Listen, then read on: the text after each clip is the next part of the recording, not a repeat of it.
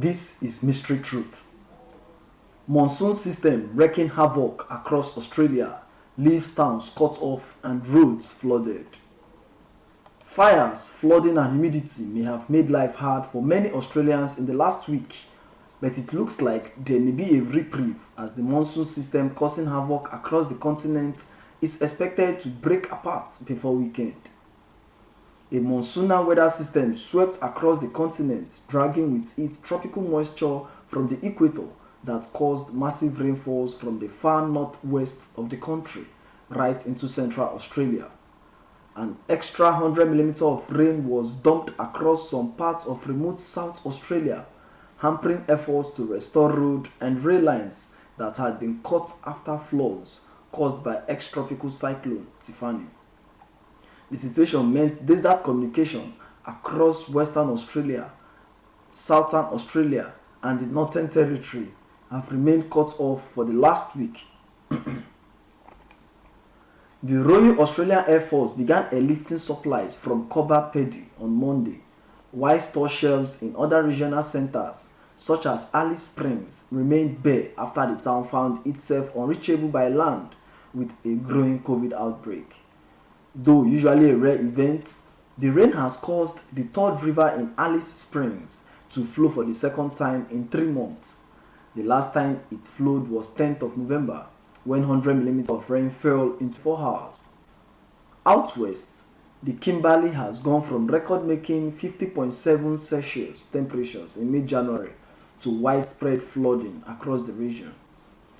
Areas around Perth and Geraldton may be sweating through temperatures nearing 40 degrees Celsius and bracing for bushfires.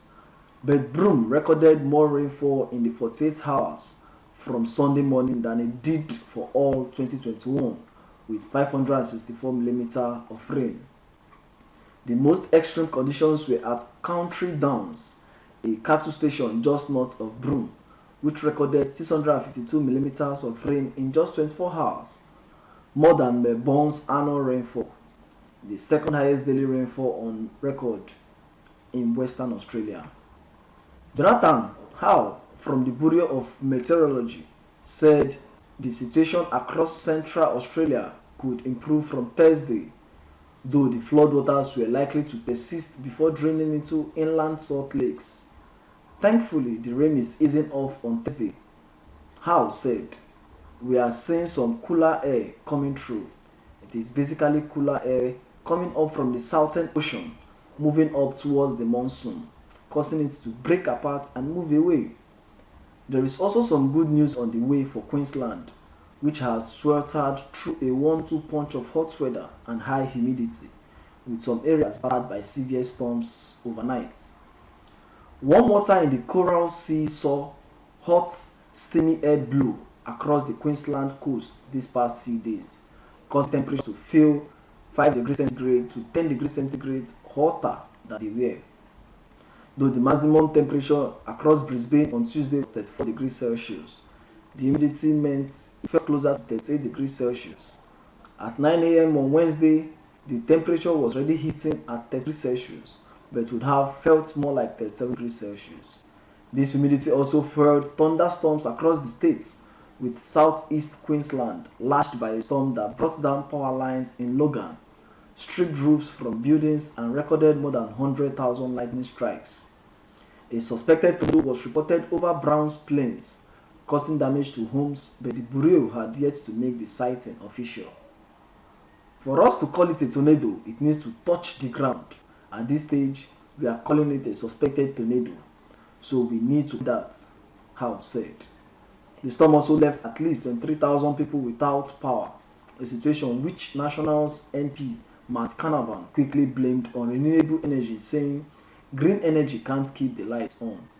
However, power company Energies said the outages were caused by a vehicle hitting a pole during the storm and underground cable fault and had not to do with renewables. The energy market regulator AEMO first intervened with its reverse trading mechanism, saying in a statement it would closely monitor reserve levels to maintain adequate supply as the evening peak demand period approaches. Though the Bureau of Meteorology has issued warnings for flash flooding ahead of heavy rain overnight, It is expected this will help clear out the humidity and lower temperatures across Queensland going into the weekend.